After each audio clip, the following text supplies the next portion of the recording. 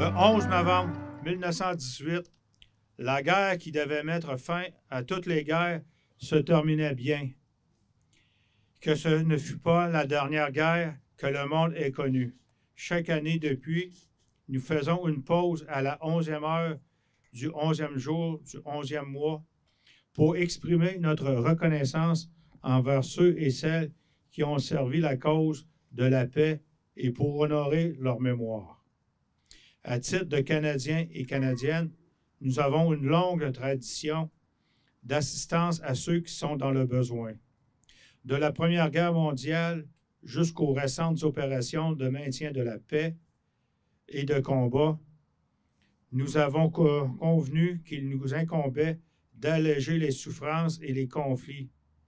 Ce sens de la responsabilité et cette tradition de service sont au cœur de notre identité nationale, mais cette responsabilité a un prix. La Première Guerre mondiale a vu le Canada engagé dans un conflit qui, pendant 4 ans, de 1914 à 1918, a coûté la vie à 66 000 jeunes Canadiens qui en a obligé des dizaines de milliers d'autres à regagner le pays en raison de blessures reçues lors de cruels affrontements. Rieppe, Passchendaele, la Somme, la Creille de Vimy, tous ces endroits où les Canadiens ont combattu et sont tombés au champ d'honneur ne sont plus de simples noms étranges d'une terre lointaine. Ils constituent dorénavant un important volet de notre expérience et de notre mémoire collective. Personne ne pouvait imaginer alors qu'à peine 20 ans plus tard, les Canadiens seraient encore appelés à défendre la paix et la liberté. Soldats, marins, marins marchands, aviateurs et aviatrices se sont abattus sur des théâtres d'opérations partout dans le monde.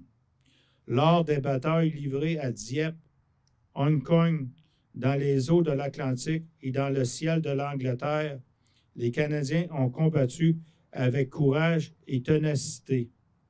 Encore une fois, des milliers de Canadiens en ont fait le sacrifice de leur vie afin que leurs enfants et leurs petits-enfants puissent connaître la paix. Depuis la fin de la Seconde Guerre mondiale, les membres des forces canadiennes en ont eu bien des occasions de démontrer leur professionnalisme, leur dévouement et leur engagement envers la paix et la liberté.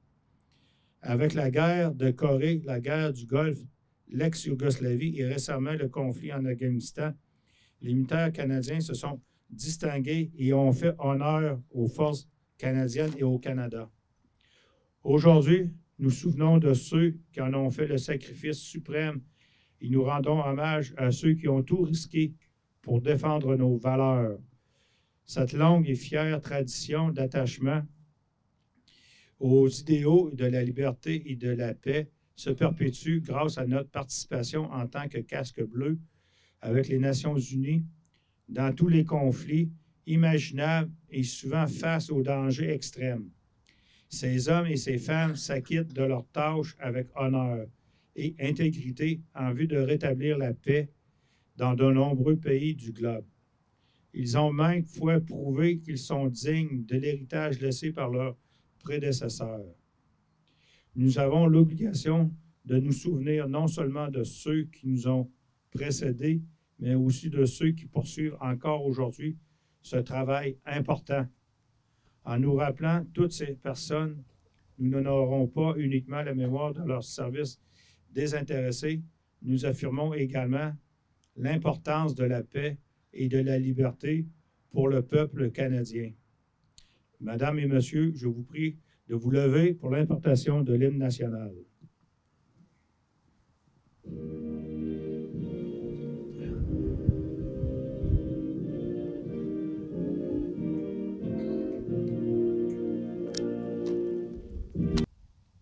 Le jour du souvenir est symbolisé par le coquelicot. Les champs dans lesquels poussent les coquelicots s'appellent Flandre. En France, cette région fut le théâtre de plusieurs combats durant la Première Grande Guerre, 1914-1918. Ces fleurs poussaient au printemps autour des tombes des soldats décédés. L'association entre ces combats et la fleur s'est répandue à travers le temps. D'ailleurs, le lieutenant-colonel John McCrae, médecin militaire canadien, a écrit un poème en 1915 qui a contribué à répandre ce lien entre le coquelicot et les soldats tombés au combat.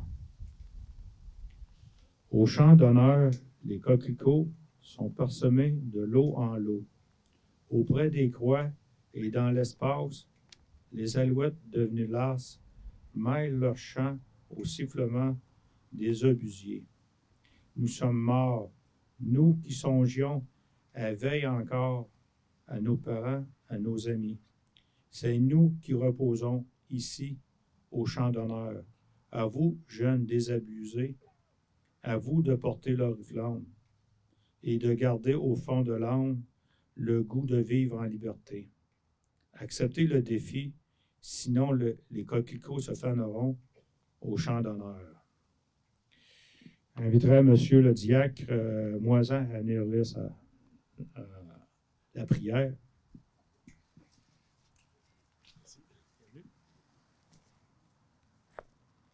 Est-ce que le micro ici fonctionne?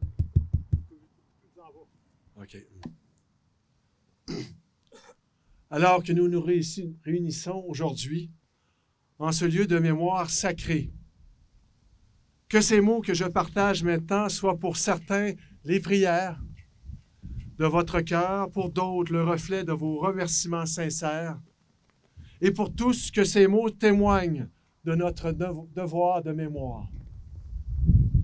Prenons un moment de recueillement. Aujourd'hui, nous nous réunissons afin de se souvenir. Se souvenir pour se remémorer le passé, le rendre vivant. Se souvenir pour se rappeler que la vie au Canada, telle que nous la connaissons, n'est pas acquise. Elle est le fruit des labeurs, des combats, des sacrifices du passé. Souvenons-nous de ceux et celles qui se sont rendus sur le champ de bataille et qui ne sont jamais revenus au pays. Souvenons-nous de ceux et celles qui ont été blessés et qui portent des cicatrices sur leur corps, dans leur mémoire et leur âme. Que ce rassemblement leur apporte paix et guérison. Souvenons-nous de ces familles endeuillées par la perte d'un être cher. Souvenons-nous avec reconnaissance que ce sont des milliers de Canadiens et Canadiennes qui décident aujourd'hui, volontairement, de servir le Canada avant soi-même. Souvenons-nous que la tombe du soldat inconnu représente des milliers de visages et de prénoms de gens de chez nous. Que chaque prénom devienne une motivation supplémentaire à travailler pour la paix et mettre fin aux conflits et aux divisions qui sévissent dans notre monde.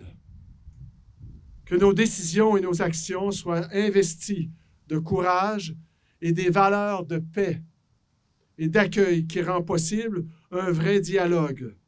Que notre souvenir prenne action et nous invite à choisir la diplomatie au détriment de la violence, à choisir de célébrer la différence plutôt que l'exclusion. N'oublions jamais.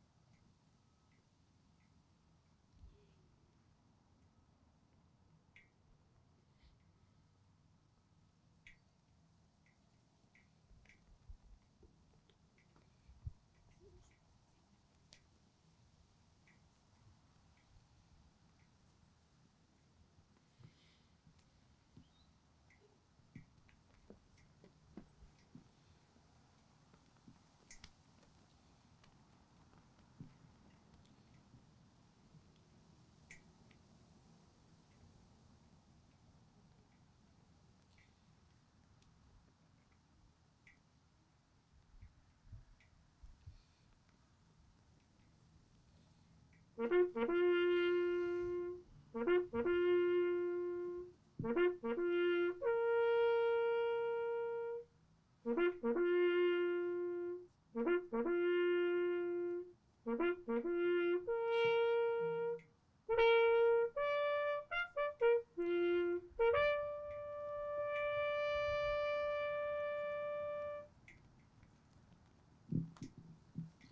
et messieurs, vous pouvez vous asseoir. Nous allons maintenant procéder avec le dépôt des couronnes. Nous allons débuter avec Monsieur Joël Gottin, député Jacques Cartier-Portneuf.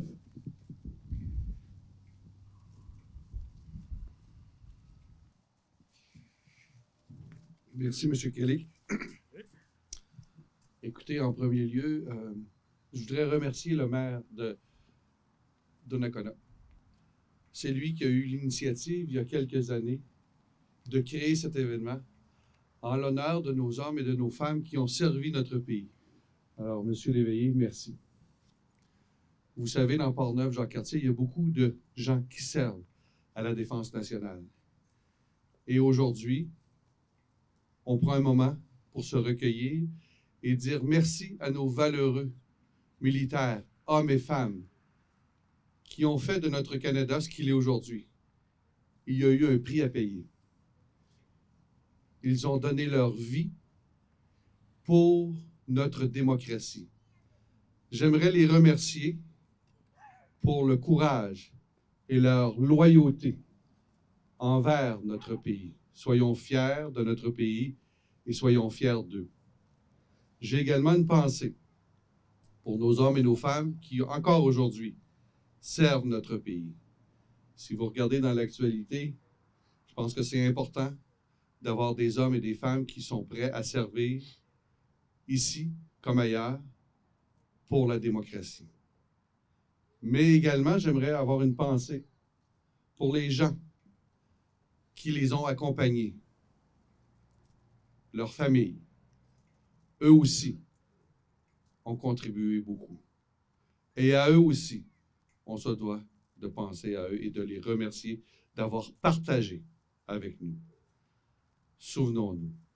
Bonjour du souvenir. Merci, M. Godin. Nous allons poursuivre par la suite avec le député provincial, M. Vincent Caron.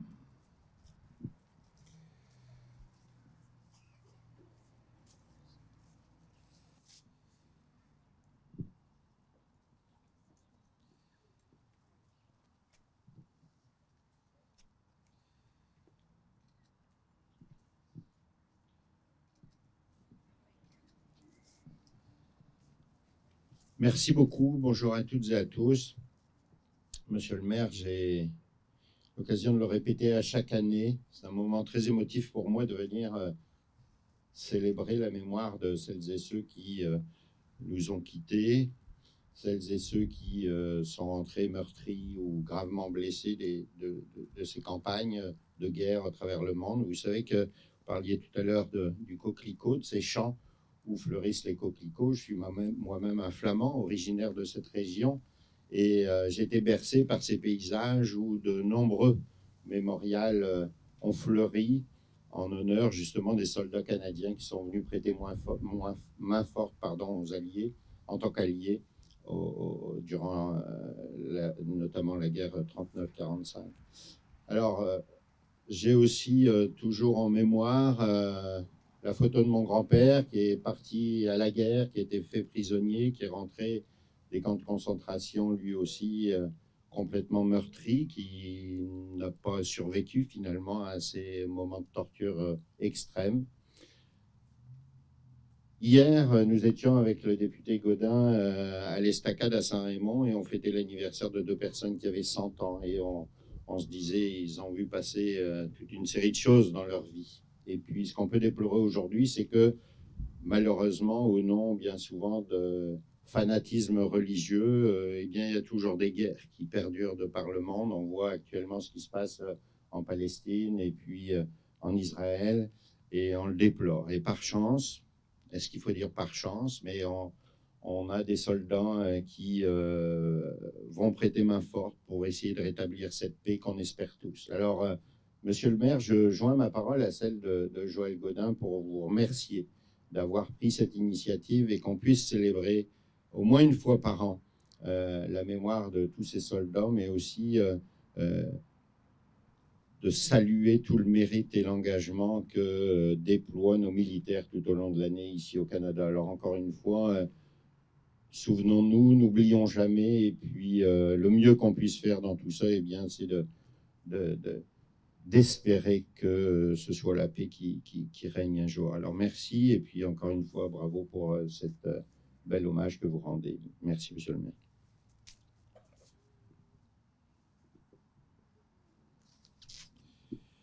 Par la suite, le préfet de la MRC de Portneuf et maire de Neuville, M. Bernard Godreau.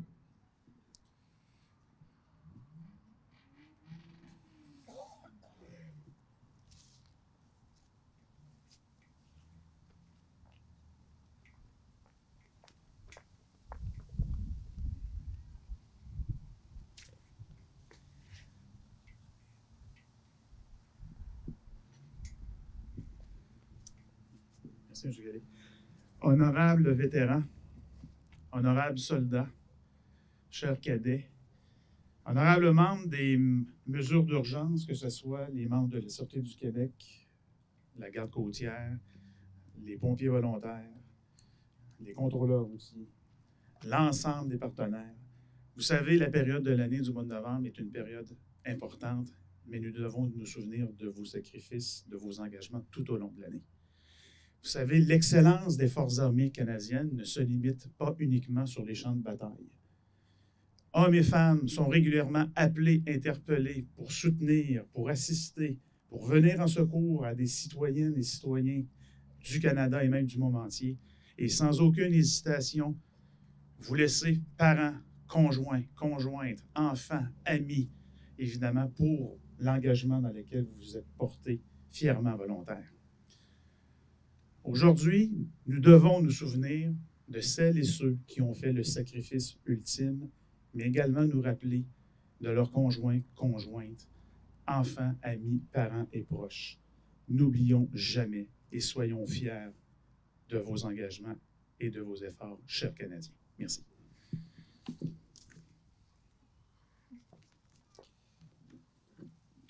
Le maire de Donnacona, M. Jean-Claude Leveillé.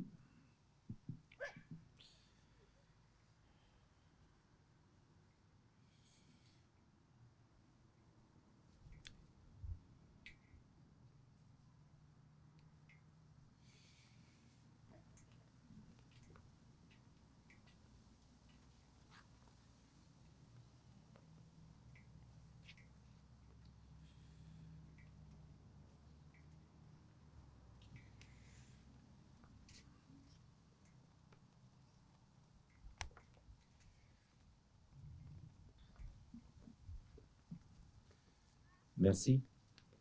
Je remercie les deux députés de s'avoir présentés aujourd'hui, ainsi que toutes les maires également. Et vous tous, si vous ne serez pas là, cette cérémonie n'existerait pas. Je remercie aussi les bons mots que vous m'avez dit pour l'initiative que j'ai prise.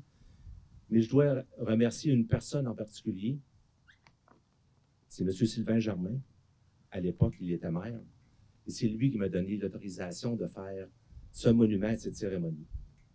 Sans lui, aujourd'hui, on ne serait pas ici pour pouvoir célébrer et remercier tous ceux qui ont donné leur vie pour notre pays. Merci.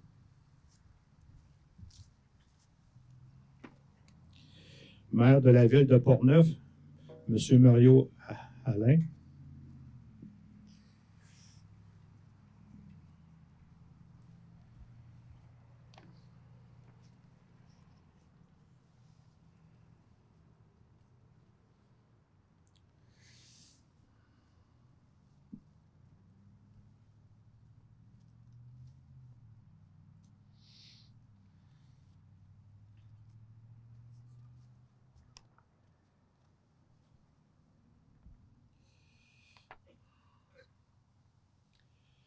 Le maire de la ville de Saint-Gilbert, M. Perron.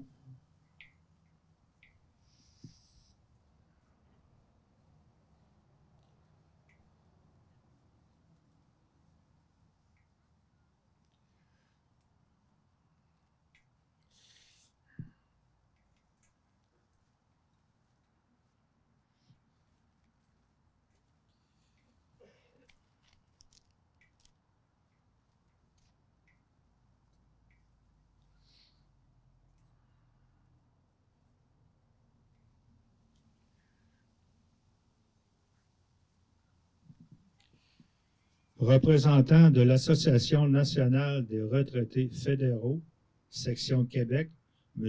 Guy Abel.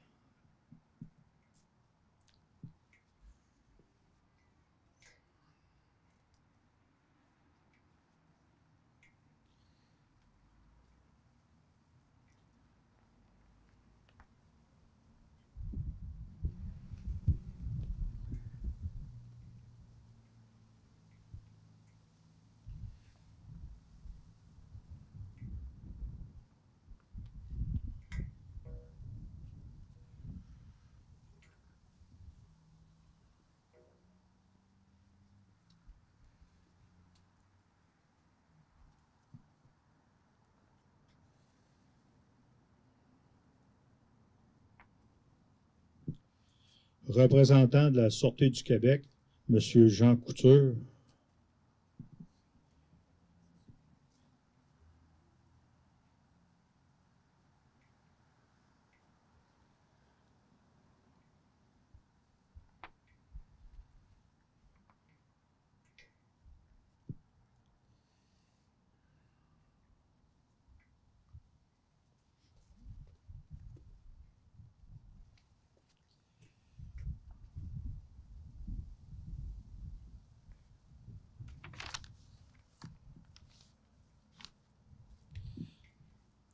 Service d'incendie de Donnacona, M. Claude Langlois.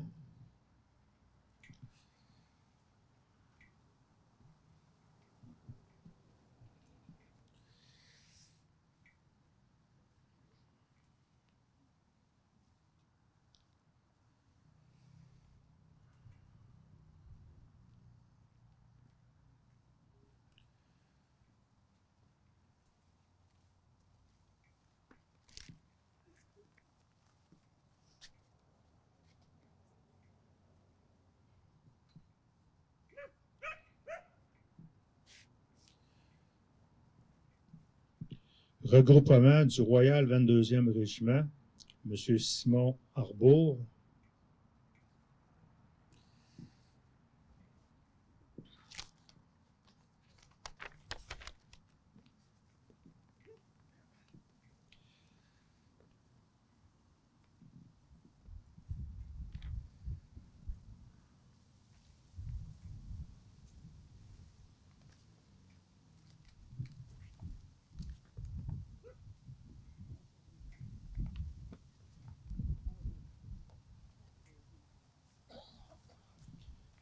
Représentant les vétérans autochtones, le vétéran Jacques Beauregard, le vétéran Caro Chapados.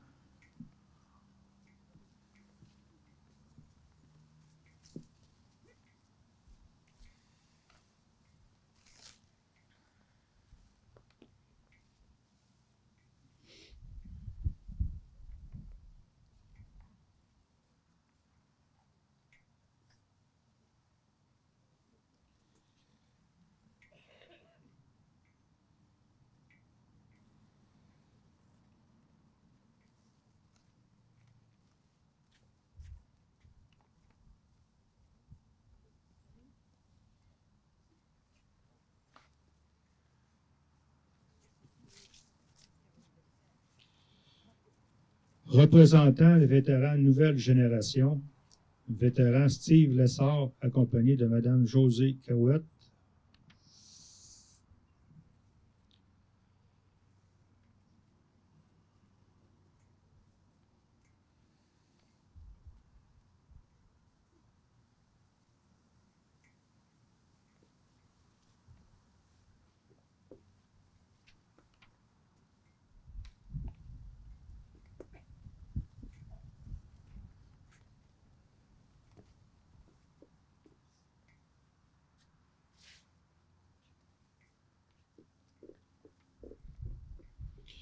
Représentant l'entraide aux vétérans, le Café Félin, vétérane Lisa Cyr et vétérane Hélène Tremblay.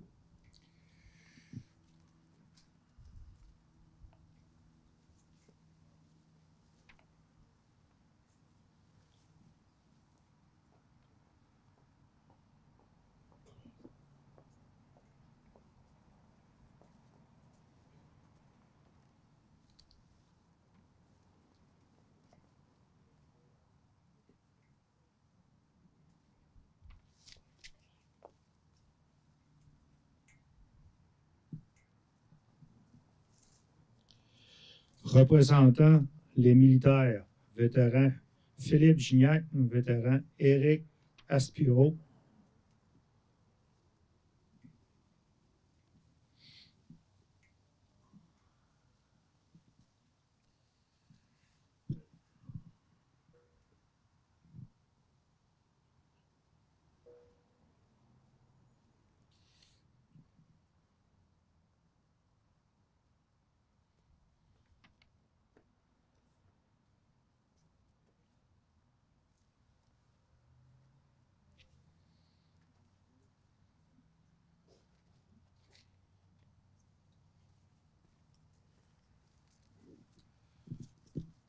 Représentant la Légion canadienne et paramilitaire, vétéran Sue Croteau, accompagné de Don Lepire.